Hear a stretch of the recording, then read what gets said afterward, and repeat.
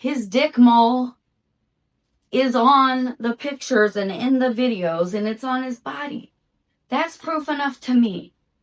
How are you going to plead no contest? That like freckles right there? I thought underneath. Can we take it? Okay. Underneath where? Do you have those pictures? On a Monday morning in Kissimmee, Florida, a 13-year-old girl vanished the day after her 13th birthday party. And the man who claimed to drop her off at school wasn't acting like a man who was searching for a missing child at all.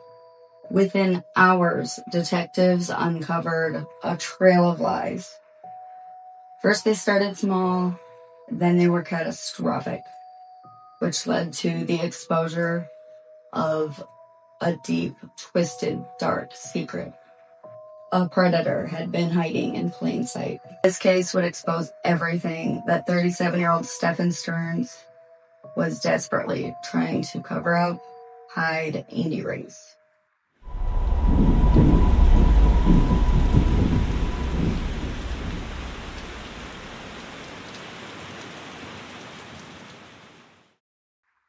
This video has sensitive topics that involve childhood SA, CSAM, and murder. Before the headlines in this terrible tragedy, Madeline, or Maddie Soto, was just a typical 8th grade girl. She was described as courageous, funny, and selfless by her friends. She was the kind of girl that made an impact on anybody that she came across. For her family, especially her father, Stephen Young, who lived separately from Maddie, she was their world. He said she had plans, she had dreams, and she had a future. And tragically, because of a horrible man named Stephan Sterns, that was all tragically ripped away. February of 2024, Maddie lived in a townhome with her mother, 35-year-old Jen Soto. Jen Soto's on and off boyfriend, Stephan Sterns, 37, who was in and out of the house. They would be on and off. And then they had 2 female roommates that also lived there. Jen's dad owned the townhome and then would rent out rooms to the roommates and to Stephan, which Stephan's dad paid for his rent when he would live there. Which why him and Jen would not share a room is beyond me, but Stephan is what we would call like a failure to launch type of guy. Never really got on his own, never was able to support himself, always relied on mom and dad type of thing. Still plays with toys, which if you're playing with toys, that's not what I'm saying. Just don't be a trauma, you know? That's all I'm saying. But he was just very stunted. To neighbors, they all seemed quiet, non-problematic, and they had no indication of the absolute horrors that were happening in that house. Because sadly, predators don't always look, and they don't always outwardly act like monsters. Could be anybody is the point. It really could be anybody. Stephan portrayed himself as like a helpful figure around the house and in Jen's life and in Maddie's life. He said he was like a stepfather figure. He said that they were very, very close. Behind that facade, though, investigators uncovered years of manipulation, grooming, and horrific abuse against poor Madeline. So on February 25th, 2024, Madeline had her 13th birthday party. She went to her family's house, had a great time, had her friends there.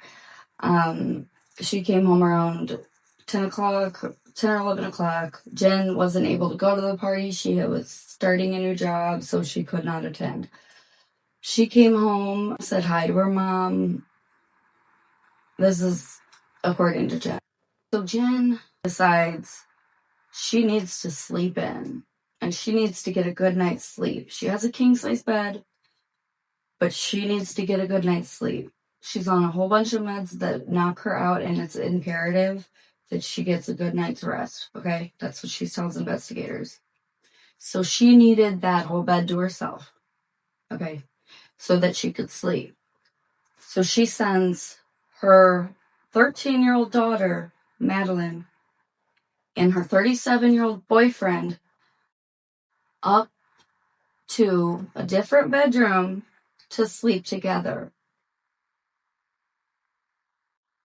And I realized I forgot to take my meds, and I said, you guys, I need a good night's sleep. I need to take my meds. I sent them to sleep upstairs in the guest bedroom so that I could get a good night's sleep. I'm just saying, me personally, I would rather walk on fire than send my daughter to sleep with a random dude. I don't care if he's my boyfriend. Like, come on. That is sick. Anyway, I digress. So the plan was that the next morning, Madeline and Stephan were going to go to McDonald's before school, and then he was going to drop her off at school. Stephan tells Jen that that's what happened, that she didn't end up wanting McDonald's, but that he dropped her off at school just fine, and that he dropped her off a little bit before the school because she was embarrassed of his hoopty old car, I guess. That's what Stephan said. So Jen, I guess, goes the whole day thinking everything's okay. And then she tells investigators that she goes to the school to pick her daughter up, and Maddie doesn't come out. She finds out that Madeline was never at school that day, and then the family called police to report Madeline missing. And no one would see her alive again. So when the missing report came in, detectives started retracing the timeline. They checked the security footage outside of the school and where Stephan had claimed he had dropped her off. They interviewed family, they interviewed classmates. Stephan and Jen got on the news and gave a whole speech. All right, the first question is if I can get your first and last name and spell them both out for me. Stephan Sterns, Stephan Sterns. All right, so Stephan, you seem very emotional right now. Explain to us. I dropped her off. Everything looked fine when I drove away. It's the last time we saw her. What were the conversations that y'all had in the car when you dropped her off? Not much. She was asleep for most of the way. Told her have a good day at school when she got out. I love her. She said thanks, love you too. That was it. And so where do you think she could possibly be? I mean, this isn't, as I was told, this isn't normal behavior. This is not normal behavior. She's not the type that would just run off. We don't know where she can be, and we're scared.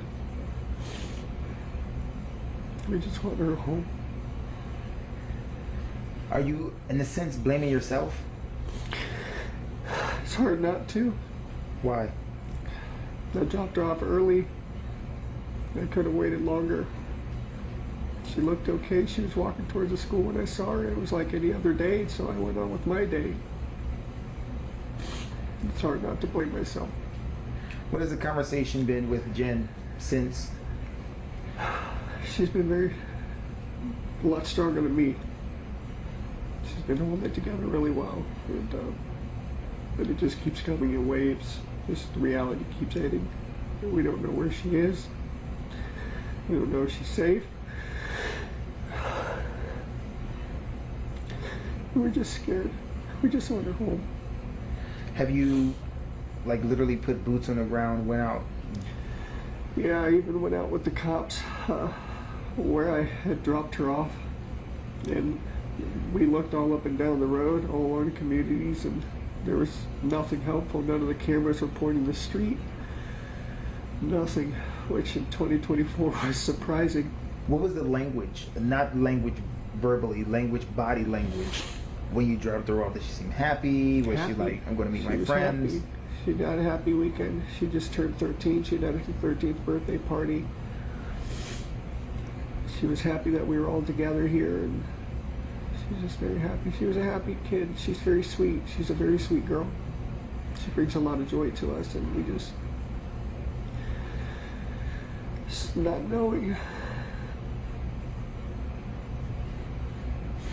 So the unknown is killing you. Yeah, it's like our whole world is upside down. And not feeling her presence here is... Sorry. It's hard. Oh no, you're fine. You didn't need to apologize. What do you want our viewers to know when they see this? She's a sweetheart. She's a very sweet, kind girl. Just please be nice to her. Bring her home if you find her. Tell her that we love her.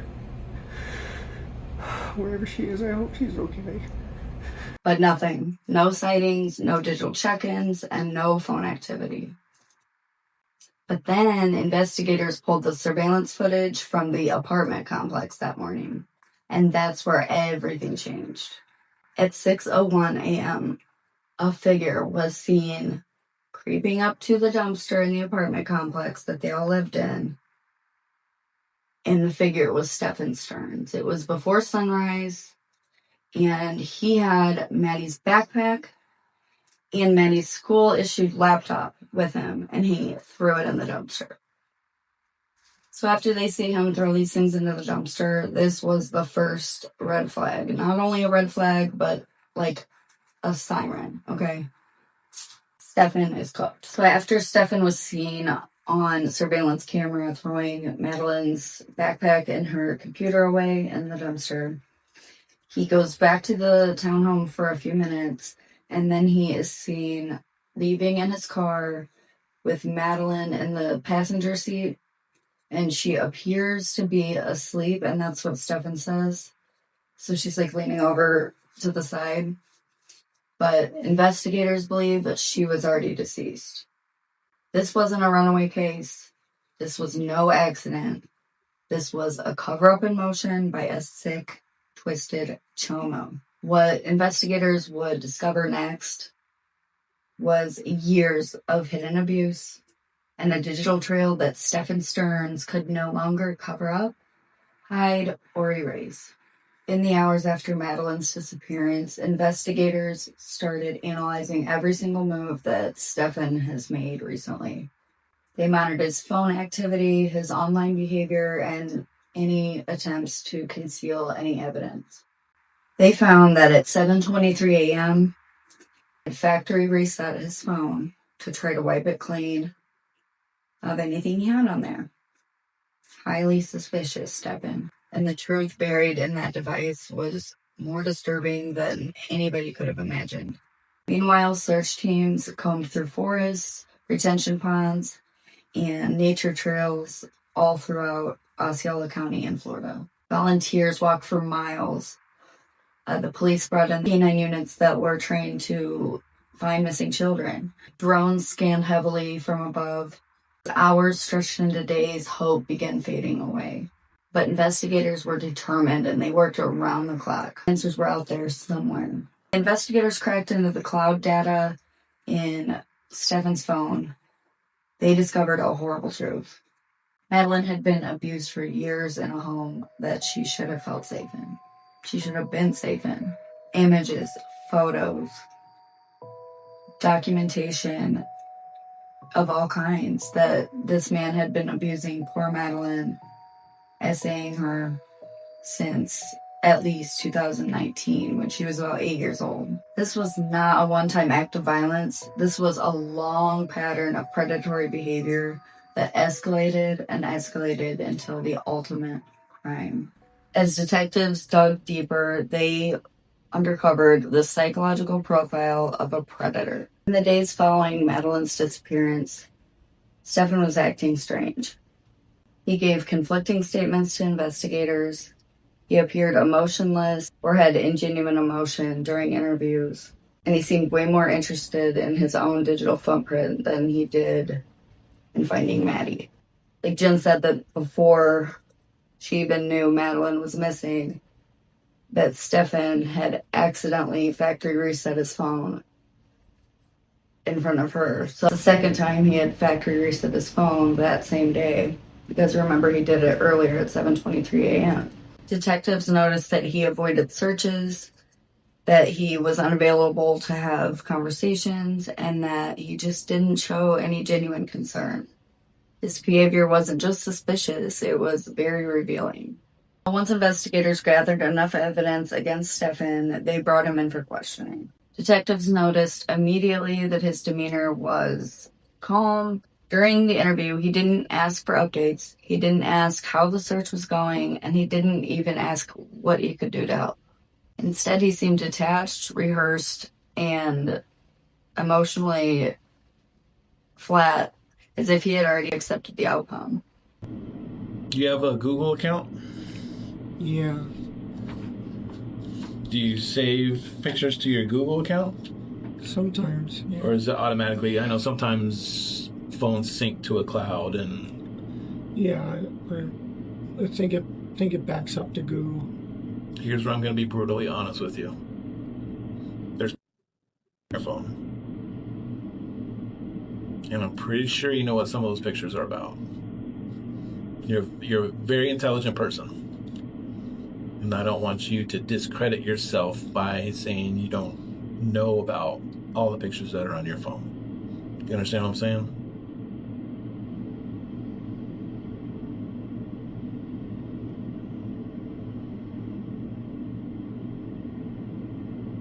So do you want to add to the list of pictures?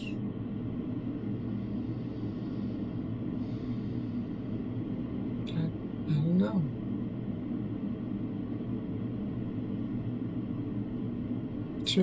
Should I be talking with a lawyer right now? So detectives confronted Stephan with the evidence, with the footage of him at the dumpster, the car footage, and timeline discrepancies. And his story changed every time they pressed. Every version of events contradicted all of the evidence. This wasn't a man telling the truth. This was a man struggling to survive the tightening noose of facts. Take that, Stephan. So all the signs of Stephan's bullshit were picked up by behavioral analysts that reviewed the interrogation. They noted several classic red flags, which were lack of genuine emotion, no concern for Maddie's well-being, over-explanations for minor details, defensiveness when asked open-ended questions, sudden calm when presented with evidence, and attempts to redirect blame. Typical. These patterns are common when an offender meticulously plans his narrative, but he didn't really plan for the interrogation that would happen after he gave the narrative. During that interview, he really can't deny the cesium that was in his phone. And then, so when they're doing the investigation, he has to get all naked while they take pictures. And they noticed he had a distinct mark on his junk. And lo and behold, that same mark was in all the cesium of poor Madeline and him. So there's that. So here's the thing about Jen. There's a lot of speculation that Jen contributed to this or knew something. I just want to say, for the record, Jen is not even a suspect in this case. But she was given immunity, but she's not charged or suspected of any crimes that we know of. So I'm not accusing her of anything. I'm just saying, here's the thing about Jen. Because you offering him a lawyer is very weird. I know. That was still me under the assumption that I think at one point you guys interviewed me, and when you guys showed me the picture of her, I believed the sexual stuff, but I didn't want to believe that he had done anything evil to her. I'm like, no, what if he did this stuff fine, but what if she's still missing out there? What if somebody took her? I still wanted to believe I believed him. I believed his whole story. So I was just like, I kept repeating that part. I'm just like, what if she did get dropped off? What if she got abducted? What if she's missing? But that was me assuming that you guys had the wrong guy. I wanted to think he was a good guy still, but clearly he's not. After everything you guys have told me and have shown me, I know he's the worst person on this face of the earth. You know that right now. We know he's a piece of shit now. You know. But you didn't know that then. I didn't. Then you offered a guy who the police suspected of kidnapping, abducting, assisting the disappearance. offered him a lawyer. And then we don't have to roundtable that. You went back to what you just said is the sex stuff is fine. Throughout the early investigation, Jennifer Soto kept insisting that what Stephan told everybody is the truth, even when she was shown evidence otherwise. This created tension between the investigators and the family. Was the mother misled? Was she in denial? Or did she truly not know what was happening in her home? This is what the investigators are thinking. But what we do know is the evidence against Stephan was overwhelming. Even though Madeline's body was not found yet, they did arrest Stephan Sterns on February 28th and charged him with 60 counts of child SA and CSAM related charges. He was charged with 8 counts of SA on a child under 12, 5 counts of SA with a child between the ages of 12 and 18, 7 lewd and lascivious acts of SA on a child, and 40 counts of unlawful possession of CSAM. After Stephan's arrest on the 28th, they still hadn't found Madeline's body. Then detectives traced the GPS pings from Stephan's phone from the morning of Madeline's disappearance on February 26th. Stephan had driven to several isolated locations, areas that were known for their dense woods and limited visibility. But one location stood out. Stephan's phone lingered there longer than any of the other places. It was a remote, heavily forested bamboo field in St. Cloud in Osceola County. So investigators moved in. They went to that field, and what they found confirmed their worst fears. On March 1st, after days of searching, they found Madeline's body tucked behind a row of bamboo trees, intentionally hidden. Police located what they'd been looking for and what they were praying that they wouldn't find in this way. The medical examiner later ruled Maddie's cause of death as manual strangulation. Experts later said that Stephan displayed classic grooming behavior over a long period of time, including isolation from friends. He took on a parental role. He controlled her access to technology. Like if he was watching her, he'd be like, oh, well, you can have your phone if you do such and such, like, type of thing. And he dissolved boundaries over time. So, like, she was around 8 when this all began, so he clearly learned to get his way over time, you know? Like, it's not hard to manipulate a child's mind, and he's a sick, sick man for doing so. When Maddie's autopsy was performed, this strengthened the case against Sterns greatly. Well, the murder case. The medical examiner found that her cause of death was manual strangulation, a method that requires prolonged force. It is personal, it is violent, and it often indicates an attempt to silence the victim. And tragically, but not surprisingly, medical examiners did find evidence of SA on Maddie, confirming long-term SA. The defense argued that he should be spared due to mental health problems, possible brain trauma in his childhood, and because he has remorse. That argument didn't hold much weight against the brutality of this crime. This was not just a murder, this was the culmination of years of exploitation. As evidence poured in, the charges against Stephan multiplied. On top of the 60 he had already gotten, he got first-degree premeditated murder, he got dozens more counts of SA, he got production of CSAM, possession of illegal content, tampering with evidence, and abuse of a child over an extended period of time. Prosecutors made their intentions clear. They would seek death on this case for Stephan. Prosecutors built their case meticulously. They focused on 3 pillars. Premeditation. Sterns kept digital tools, hid abuse files, and attempted to erase them. Cover-up efforts. The dumpster footage, the phone reset, and the staged timeline. Pattern of abuse. Years of grooming and exploitation, culminating in murder when discovery became inevitable. The state believed that the evidence wasn't just overwhelming, that it would seal his fate. Sterns' defense team faced an impossible task, obviously. The physical evidence, the digital records, and the timeline analysis left no room for alternate explanations. In July of 2025, after months and months of trial prep, something unexpected happened. Instead of facing a jury and instead of facing being put to death by the state, Stephan Sterns notified the court that he intended to accept a plea deal. He pleaded no contest to first-degree murder, which no contest is like, yes, I know there's enough evidence to convince a jury, but I'm not admitting any guilt. Stephan, you were seen on surveillance picking up her dead body, and putting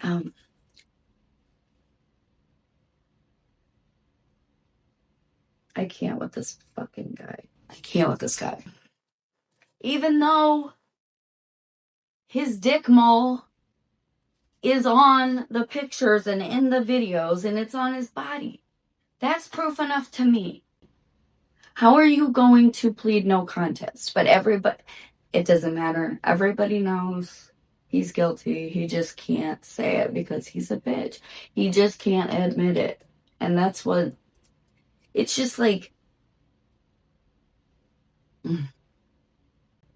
how dare you do that to a child? And then you don't even have the balls to come clean. Like, what a bitch. So he pleaded no contest to avoid being put to death. So he would just have life in prison. The courtroom fell silent. For the first time, Sterns publicly admitted what investigators knew the whole time. Because when somebody pleads no contest, everybody knows what that means. But it's just bullshit that he didn't take accountability, you know? Like, it's obvious, Stephan. Everybody knows you did this. Everybody knows. I want him to explain. I want him to tell everybody an explanation. I want him to hold himself accountable. But no, never once has he even taken accountability for any of this. Like, it just makes me sick. I didn't expect him to. I mean, he's clearly not of moral standing to give a shit enough to tell the truth, but good thing the truth doesn't need to be told because it was told by his phone. He had over 1 terabyte of CCM. They found more of it, by the way, in his parents' storage shed. The man's out of control. He was out of control. The state's case was airtight. Prosecutors had surveillance video, they had GPS records, they had forensic phone data, they had graphic digital evidence, they had autopsy findings, they had behavioral analysis, they had a complete timeline disproving Stephan's story. He had almost zero chance of avoiding a conviction. The plea deal was his only way to avoid being put to death by the state. And prosecutors agreed not to spare him by any means, but to spare Madeline's family the grueling process of a graphic and painful trial. The judge sentenced Stephan to 21 life sentences. 21 life sentences. That's what I like to see. It does upset me, though, that say he had been caught and she didn't get murdered, right? He'd be out. He'd get out. We know. He would get out for just all of the other charges. And that makes me sick. That needs to change. So all those life sentences piled on top of each other ensures that he has zero chance of getting out. Stephan will spend every remaining second of his life behind bars. The judge also officially designated him a sexual predator, so his name was officially tied to that title. If he ever gets his pussy ass out of protective custody, I don't know if that's forever, but I feel like he should man up and go face reality out there. During sentencing, Maddie's family addressed the court, and the pain in their voices filled the room. Her father spoke first. He described Maddie's personality and how much he loved her. He said the hardest part wasn't just losing her, it was the fear and betrayal that she must have felt in her final moments. It truly is heartbreaking. Other relatives stood before the judge, shaking their heads in disbelief, disgust, and anger. Had the wool pulled over their eyes for so many years about Stephan. Each statement served as a reminder that Madeline was not just a name in the headline. She was a daughter, she was a friend, she was a sweet 8th grade loving girl. And she had a family, and their lives were changed forever because of Stephan's disgusting, horrible self. Parents across Florida reevaluated their own homes, wondering if they might be overlooking signs of grooming and abuse. Which, that's what I hope everybody can take away from this story is watch the people in your life. We've got to not assume that, they would never do something like that, because we don't. Nobody would ever think somebody would do something like that. But unfortunately, the fact is that the majority of SA on children happens with somebody that's close to the family, if not a family member. But most of the time, a family acquaintance, somebody that the family trusts. That's just statistics. During hearings, prosecutors described Stephan as a dangerous predator, saying that he has crossed the threshold of severity of Florida's crimes. Maddie's story touched so many people because it really reveals how hidden a predator can be in our own lives. Investigators and child safety experts examined a painful truth. Most predators are not strangers in dark alleys. They are people inside the home.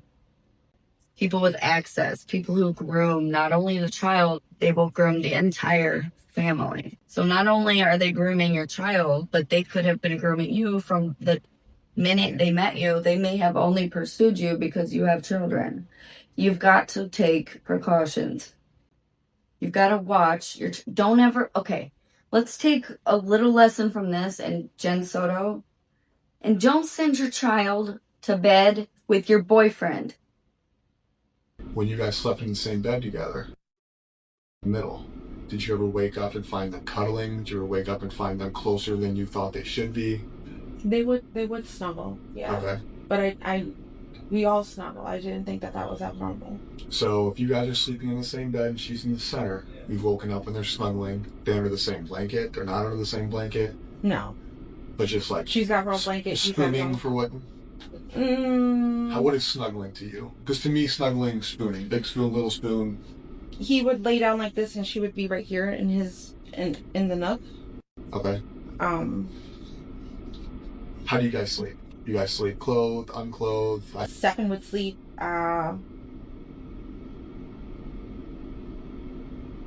with his t-shirt or boxers, sometimes with his pants on. But he didn't have pajamas. Okay, so they would snuggle, sometimes him being in his boxers. He would wake up and she'd be in the nook of his arm, essentially in a cuddling position. You don't do that. We don't do that. Okay? In case anybody's unaware, we don't do that. Boy or girl, I don't care. Okay? Or your girlfriend. Any adult. You don't do that. And it consumes me because this happens in every neighborhood all over the world. Most people don't take that into account. This case reignited conversations about the warning signs of grooming. If nobody's educating the poor child, she's 8 years old, and this man's bringing her up thinking this, how is she going to speak up? She may not even know it's wrong. That's what so much of this comes from. We have to educate our children. We have to let them know they are safe to talk to you about anything. Let them know what's right and wrong. Even if it's an uncomfortable conversation, we have to talk to our children about this stuff. We have to let them know what a good person compared to a bad person looks, feels, and acts like, and it's not what everybody's thinking. So please just educate your kids. Educate yourselves. Educate yourselves, educate your kids. Everybody needs, we're never done growing, right? If you're doing it, stop it. Get some help. So Stephan was transferred to a maximum security prison where he will spend the rest of his life. We can't assume people are good people, you guys. We've got to assume they aren't until proven otherwise. That's what I do. He will never walk free again. He will never have access to a child again. He will never escape what he did. Even after the sentencing, only one message remains clear. Madeline deserves to be remembered. Madeline deserves to be remembered not for what happened to her, but for who she was. She was kind, she was artistic, she was loved. Her life mattered. Maddie's story serves as a lesson and a warning to recognize the quiet danger that could be sitting in any house at any time right now.